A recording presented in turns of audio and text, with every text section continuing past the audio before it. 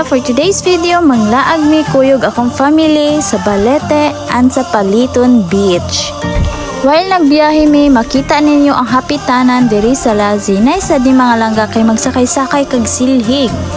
After an hour mga langga, niabot na yun ta sa Balete Tree. Sikat sad ni diri sa Siquijor mga langga. O misulod na dayon mi kuyog akong pamilya mga langga kay aron matry sad nila ang pagpakit-kit sa isda.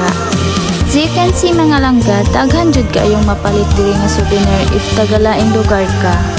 Ayhan man inyong Disney princess mga langga nga mo try na sad atong pagpakit-kit og isda mga langga ay matik mubayad data tayog entrance. Affordable lang jud kayla ang entrance fee diri mga langga, 20 pesos lang jud. As you can see mga langga, mao kini ang Balete Tree nga sikat diri sa Siquijor mga langga.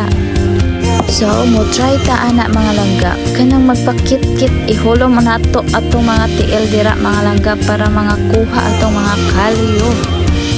So diri jud ni nakita langga nga sikat na jud atong isla kaysa kadaghan nga turista nga niari. Diri jud mo makita kung unsa kahigugmaon ang mga taga Siquijor langga kay bisag isda mahigugma. Iguman sa Balete Tree ay matik adto na sad ta sa Paliton Beach. So makita gyud din yung mga langga nga daghan jud kaayo mga turista nga niari diri sa Paliton Beach mga langga.